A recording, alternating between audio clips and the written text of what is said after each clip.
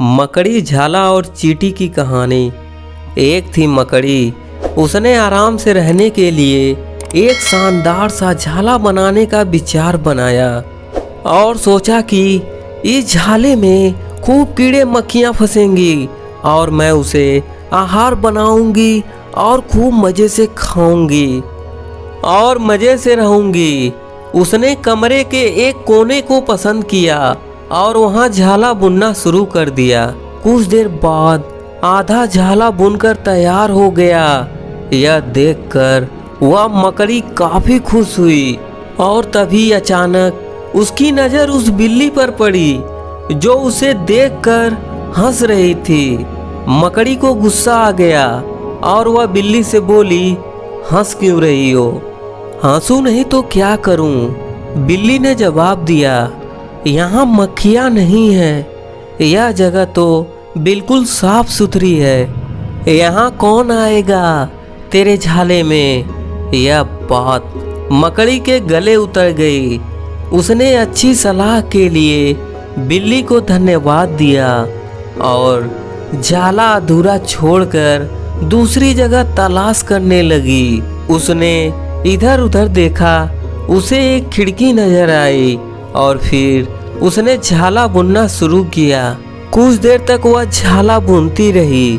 तभी एक चिड़िया आई और मकड़ी का मजाक उड़ाते हुए बोली, अरे मकड़ी, तू भी कितनी बेवकूफ है। मकड़ी ने पूछा, क्यों? चिड़िया उसे समझाने लगी, अरे यहाँ तो खिड़की से तेज हवा आती है, यहाँ तो तू अपने झाले के साथ साथ खुद भी उड़ जाएगी। मकड़ी को चिड़िया की बात ठीक लगी और वह वहाँ भी झाला अधूरा बना छोड़कर सोचने लगी, अब कहाँ झाला बनाया जाए। समय भी काफी बीत चुका था और अब उसे भूख भी लगने लगी थी।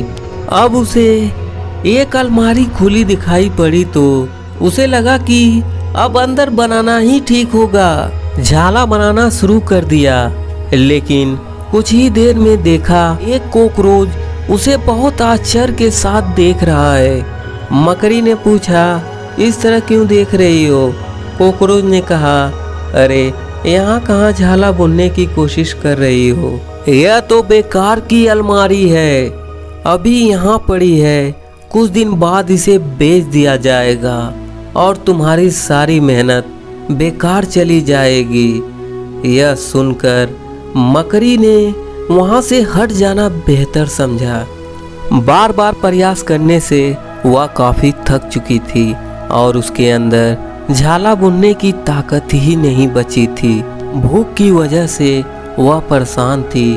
उसे पछतावा हो रहा था, अगर पहले ही झाला बुन लेती तो अच्छा रहता, पर अब वह कुछ नहीं कर सकती थी।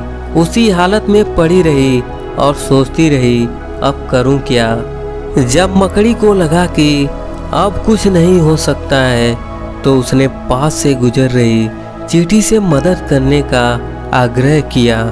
चींटी बोली, मैं बहुत देर से तुम्हें देख रही थी, तुम बार बार अपना काम शुरू करती और दूसरों के कहने पर उसे अधूरा छोड़ देती, और जो लोग ऐसा करते हैं उनकी यही हालत होती है।